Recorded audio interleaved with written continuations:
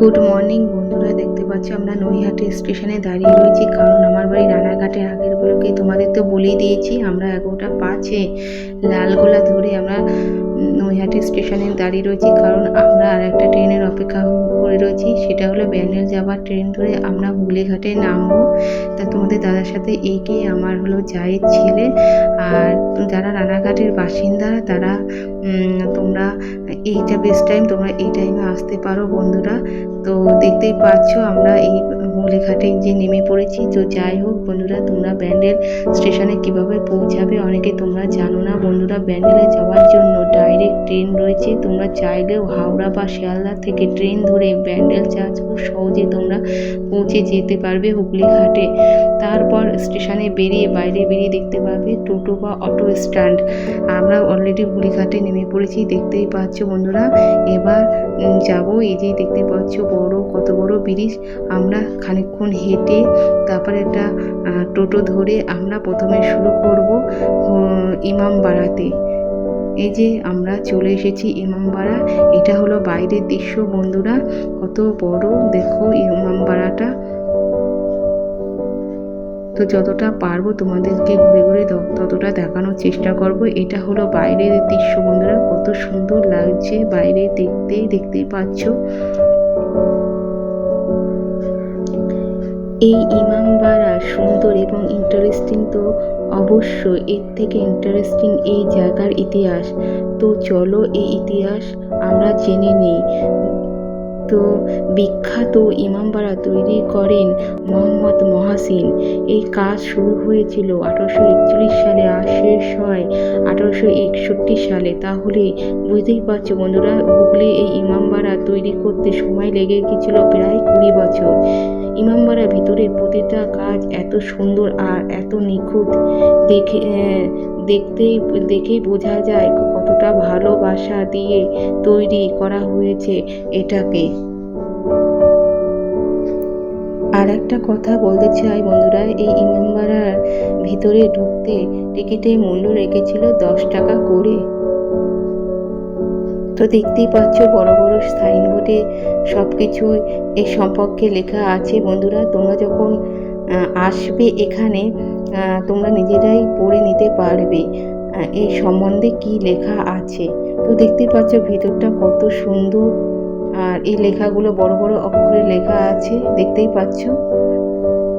আর যতটা পারবো তোমাদের ঘুরে ঘুরে দেখানোর চেষ্টা করব বন্ধুরা এই ইমামবাড়া। তো দেখতেই পাচ্ছ কত বড় এরিয়া নিয়ে এই ইমামবাড়া। এই ইমামবাড়া তো বাইরে দেখিয়ে দিলাম, এবার চলো তোমাদের ভিতরে দেখানোর চেষ্টা করব বন্ধুরা। প্রথমে আমরা যাচ্ছি মূল আকর্ষণ ক্লক টাওয়ারে। এই ক্লক টাওয়ারে ওঠার ক্ষেত্রে ছেলেদের আর মেয়েদের জন্য দুটো আলাদাভাবে সিঁড়ি রয়েছে। দেখতে পাচ্ছ কতগুলো সিঁড়ি রয়েছে। চলো তোমাদের সেগুলো দেখানোর চেষ্টা করব বন্ধুরা, তো সাথে থেকো। তো বন্ধুরা আর একটা কথা বলতে চাই, এখানে প্রায় 152টা সিঁড়ি রয়েছে। আর 152টা সিঁড়ি পার করার পর আমরা ফাইনালি পৌঁছাবো একেবারে ক্লক টাওয়ারের ওপরে। তো চলো সাথে থেকো। তো দেখতে পাচ্ছ আমরা আস্তে আস্তে করে সব কিছু দেখানোর চেষ্টা করছি। এটা খানিকটা ধাপে উঠেছি বন্ধুরা। এই যে দেখতে পাচ্ছ কত সুন্দর একটা দৃশ্য।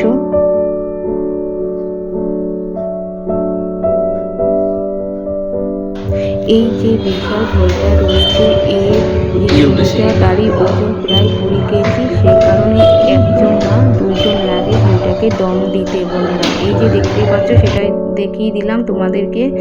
আর এইটা একদম শেষের দৃশ্য, আর পাশে গঙ্গা, কত সুন্দর লাগছে পরিবেশটা দেখতে বন্ধুরা, দেখতেই পাচ্ছ।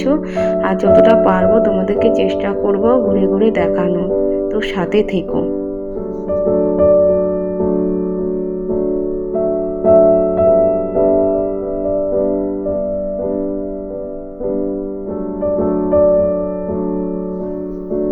তো দেখতেই পাচ্ছ বন্ধুরা চারিদিকে সবুজে সবুজ, আর কতটা উপরে, 152টা সিঁড়ি কম নয় বন্ধুরা। আমরা একদম শেষ প্রান্তেই রয়েছি, আর তাই তোমাদেরকে উপর থেকে দেখানোর চেষ্টা করছি। কেমন লাগছে কমেন্টে কিন্তু অবশ্যই জানাবে এই ইমামবাড়া। তো দেখতেই পাচ্ছ কত সুন্দর লাগছে। তোমরা যখন এখানে আসবে বন্ধুরা, তোমাদেরও আশা করছি এই ইমামবাড়া খুবই ভালো লাগবে। আমি এই প্রথমবার এসে আমার তো ভীষণই ভালো লেগেছে এই ইমামবাড়া। আমি এই প্রথমবার এসেছি এই ইমামবাড়াতে। তোমাদের দাদা আমাকে এই ইমামবাড়ায় প্রথমবার নিয়ে এলো, তো আমার ভীষণ তো ভালো লাগছে। দেখতেই পাচ্ছ কত সুন্দর গঙ্গা, পাশে পরিবেশ কত সুন্দর লাগছে। আমার তো ভীষণই ভালো লাগছে। উঠতে পেরেছিস? পাপিয়ে গেছিস?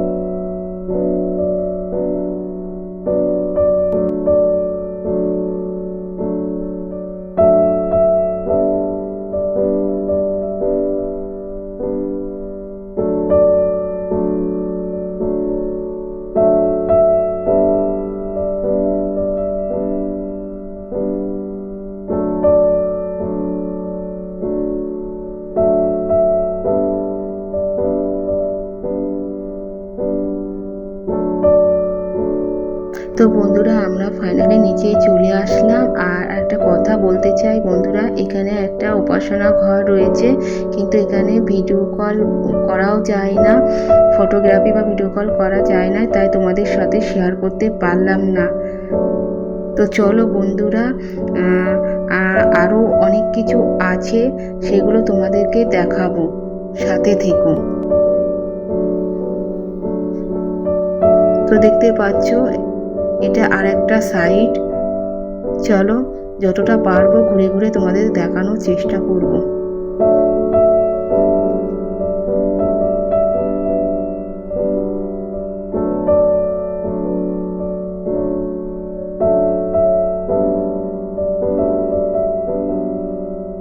আমরা ফাইনালি সেই জায়গায় পৌঁছালাম। আর দেখতেই পাচ্ছ বন্ধুরা, বিভিন্ন খাবার স্টল এখানে বসেছে, তোমরা চাইলে এখান থেকে খাবার খেতে পারো বন্ধুরা। তোমাদের তো একটা ঘড়ি দেখিয়ে দিয়েছি বন্ধুরা, চলো আর একটা ইন্টারেস্টিং ঘড়ি দেখাবো, সেটা হলো সূর্য ঘড়ি। তো দেখতে পাচ্ছ সবাই খাওয়া খাই করছে, রেস্ট নিচ্ছে। চলো সেই সূর্য ঘড়ির কাছে আমরা পৌঁছে গিয়েছি। বেসিক্যালি সূর্য ঘড়ি কাঁটা মুভ করে না, শুধু সূর্যের আলোয় একমাত্র ঘড়িতে ছায়া পড়ে, সেই অনুযায়ী আগে সময় নির্ধারণ করা হতো বন্ধুরা। তো দেখতে পাচ্ছ সেই সূর্য ঘড়ি তোমাদেরকে দেখিয়ে দিলাম। তো কেমন লাগছে এই সূর্য ঘড়ি কমেন্টে অবশ্যই অবশ্যই জানাবে।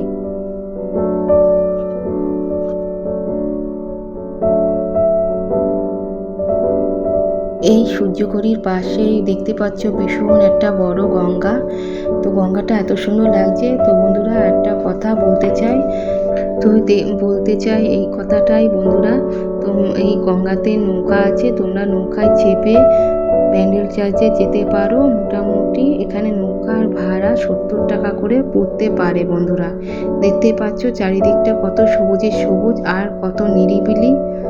আমার তো ভীষণও ভালো লেগেছে এই জায়গাটা, আর ভীষণ একটা সুন্দর জায়গা। কার না এখানে ভালো লাগবে বন্ধুরাই বলো। তো এই ইমামবাড়া কেমন লাগছে কমেন্টে অবশ্যই অবশ্যই জানাবে বন্ধুরা।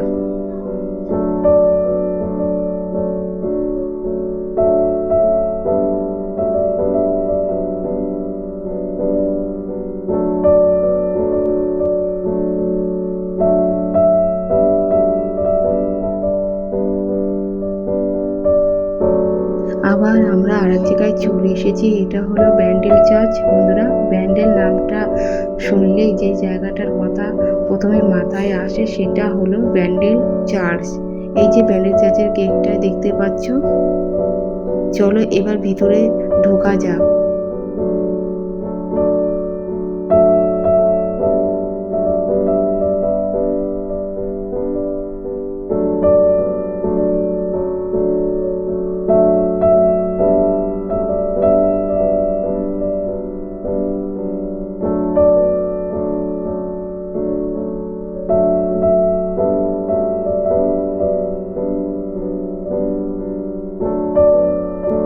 দেখতেই পাচ্ছ কি সুন্দর দৃশ্য। আর এই যে আমরা ভিতরে ঢোকার চেষ্টা করছি, এই যে ফাইনালি ঢুকছি, দেখতে পাচ্ছ বন্ধুরা। আর কত সুন্দরভাবে নকশা করা এই দেওয়ালটাই রয়েছে। আর সেই কারণে আজকে আমাদের ব্যান্ডেল সফরে আমরা চলে এসেছি ব্যান্ডেল চার্চে। তোমাদের আর একটা কথা বলতে চাই বন্ধুরা, ব্যান্ডেল চার্চের পুরো নাম হলো basilica of the holy rosary. তো দেখতে পাচ্ছ কত লোকজন এখানে। তো আমার তো ভিতরটা ভীষণই তো ভালো লাগছে, আর যতটা পারবো তোমাদের ঘুরে ঘুরে দেখানোর চেষ্টা করব, সাথে থেকো।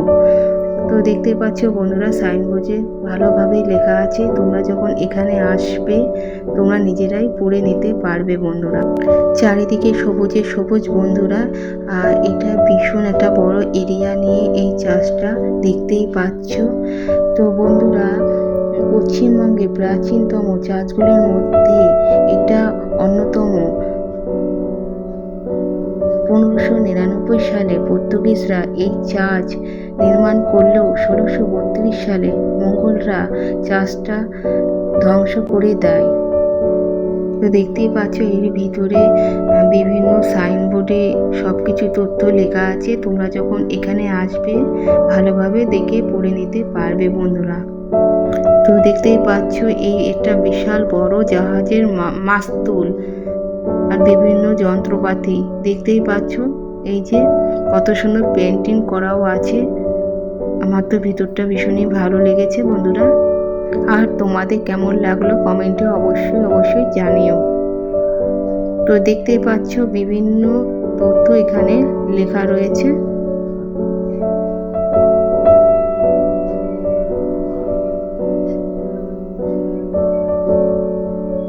চারিদিকে এতটা নিস্তব্ধ, তো খুবই ভালো লাগছে বন্ধুরা এখানে এসে আমার। এই যে সব কিছু তথ্য এখানে লেখা আছে, তোমরা যখন এখানে আসবে নিজেরাই দেখে নিয়ে পারো বন্ধুরা। আর একটা কথা বলতে চাই বন্ধুরা, এখানে ক্যামেরা অ্যালাউ নেই ভিতরে, তাই তোমাদেরকে দেখাতে পারলাম না। বাইরের থেকে যতটা পারলাম তোমাদেরকে দেখানোর চেষ্টা করলাম বন্ধুরা। তো সরি বন্ধুরা, আর একটা কথা তোমাদেরকে বলতে চাই, আমি একদমই ভুলে গিয়েছিলাম। তো বন্ধুরা, এই ব্যান্ডেল চার্চ 1660 সালে গোমেজ দে টোটো আবার নতুনভাবে চার্চটি নির্মাণ করেছিলেন। তো বন্ধুরা দেখতে পাচ্ছ, এই যে আমরা একটা সাইডে যাচ্ছি, কিন্তু এখানে ক্যামেরা অ্যালাউ নেই বন্ধুরা। তো যতটা পারবো তোমাদের ঘুরে ঘুরে দেখানোর চেষ্টা করব। তো দেখতেই পাচ্ছ এটা একটা আর একটা সাইড ভিতরে।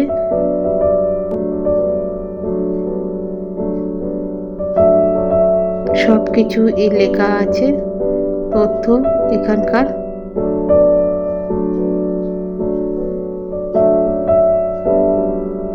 তো আমরা আর একটা সাইডে চলে এসেছি, এইটা হলো আর একটা সাইড। এই যে দেখতেই পাচ্ছ ভিতরটা খুবই সুন্দর। তো বন্ধুরা আমরা পারলাম না, খুবই দুঃখিত বিষয়, ভিতরে ক্যামেরা অ্যালাউ নেই বলে। তোমরা যখন এখানে আসবে ভিতরটা দেখতে পারবে বন্ধুরা। এটা হলো একটা প্রার্থনা স্থান, এই যে দেখতে পাচ্ছ সেটা। আমরা সেই সিঁড়ি বেয়ে উপরে উঠছি, কিন্তু সেখানে ক্যামেরা অ্যালাউ নেই বলে তোমাদেরকে দেখাতে পারলাম না বন্ধুরা। তো বন্ধুরা, এই ব্যান্ডেল চার্চ তোমাদের কেমন লাগছে কমেন্টে অবশ্যই জানাবে। আর এই ব্যান্ডেল চার্চ সবসময় প্রতিদিন খোলা থাকে সকাল 8টা থেকে বিকেল 4:30 পর্যন্ত।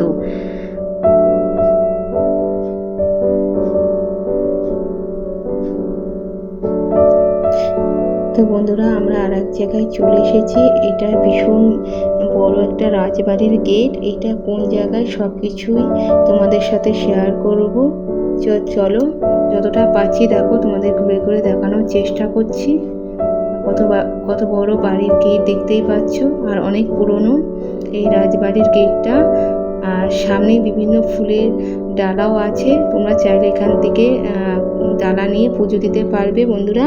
তো এটা হলো হংসেশ্বরী মন্দিরের পাশেই এই রাজবাড়ির গেটটা, আর সামনেই হংসেশ্বরী মন্দির আছে বন্ধুরা। এটা হুগলি বাঁশবেড়িয়াতে পড়ে। আর তোমরা যখন এখানে আসবে সব কিছুই জানতে পারবে। তো চলো সামনে সেই মন্দির তোমাদেরকে দেখানোর চেষ্টা করব বন্ধুরা। আর একটা কথা বলতে চাই বন্ধুরা, মন্দিরের বাইরে জুতো বাইক সমস্ত কিছু রাখার ব্যবস্থা রয়েছে। তো দেখতেই পাচ্ছ বন্ধুরা মন্দিরের বাইরের দৃশ্যটা কত সুন্দর লাগছে আর কত বড় এরিয়া নিয়ে এই মন্দিরটা। এটা হলো বাইরের দৃশ্য বন্ধুরা, দেখতেই পাচ্ছ। চলো এবার তোমাদেরকে ভিতরে দেখানোর চেষ্টা করব। কত সুন্দর লাগছে মন্দিরটা, দেখতেই পাচ্ছ। আর কত নিরিবিলি জায়গায় এই মন্দির, মায়ের মন্দির।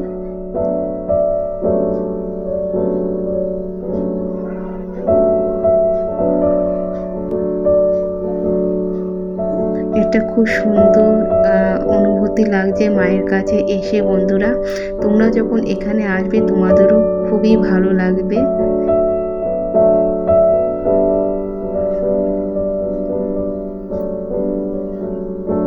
তো দেখতেই পাচ্ছ কত লোকরা এসেছে, মায়ের ভক্তরা এসেছে মাকে দর্শন নেওয়ার জন্য।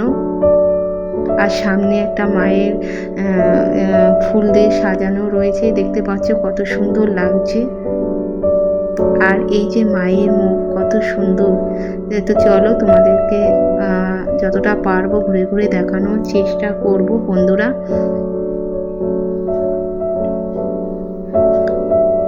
তো আরেকটা কথা বলতে চাই বন্ধুরা, রাজা নৃসিংহদেব 1799 সালে হংসেশ্বরী কালী মন্দিরে তৈরির কাজ শুরু করেন। তবে মন্দিরের পুরোপুরি তৈরির আগে তিনি মারা যান। পরবর্তীকালে তার স্ত্রী রানী শঙ্করী দেবী এই মন্দিরের কাজ সম্পূর্ণ করেন বন্ধুরা। তো দেখতেই পাচ্ছ বন্ধুরা, তোমাদেরকে ঘুরে ঘুরে দেখানোর চেষ্টা করছি পুরোটাই মন্দিরের চারিপাশটাই ঘুরে ঘুরে। তো আর একটা কথাই বলতে চাই বন্ধুরা, এই হংসেশ্বরী মায়ের মন্দিরের পাশেই রয়েছে টেরাকোটা কাজ করা অন্তত বাসুদেব মন্দির। তবে এখন মন্দিরে পুরোটাকে ঘিরে দেওয়া হয়েছে আর মন্দিরের উপরে উঠতে দেওয়া হয় না বন্ধুরা। তো দেখতে পাচ্ছ বিভিন্ন শিব লিঙ্গ আছে মন্দিরে। এই যে দেখানোর চেষ্টা করছি, এই যে দেখতেই পাচ্ছ। আর একটা কথা বলতে চাই বন্ধুরা, যদি তোমরা মায়ের ভোগ খেতে চাও তাহলে 50 টাকার বিনিময়ে প্রতিদিন দুপুরে 12:30 থেকে ভোগ দেওয়া হয় এই হংসেশ্বরী মন্দিরে বন্ধুরা। তো এই হংসেশ্বরী মন্দির কেমন লাগছে কমেন্টে অবশ্যই জানাবে। তো বন্ধুরা দেখতেই পাচ্ছ আমরা বাড়ি চলে এসেছি, এসে একটু ফ্রেশ হয়ে নিলাম। ব্যান্ডেল চার্চ, ইমামবাড়া সব কিছু তো তোমাদের ঘুরে ঘুরে দেখানোর চেষ্টা করলাম যতটা পারলাম। আমিও এই প্রথমবার গেলাম, তোমাদের দাদা আমাকে প্রথমবার নিয়ে গেল। আমার তো ভীষণ ভালো লেগেছে। তোমাদের কেমন লেগেছে কমেন্টে অবশ্যই জানাবে। যারা পুরনো বন্ধুরা আছো তারা লাইক কমেন্ট করো অবশ্যই, আর যারা নতুন বন্ধুরা আছো তারা সাবস্ক্রাইব করে দিও। তো টাটা, আবার নেক্সট ব্লগে দেখা হবে।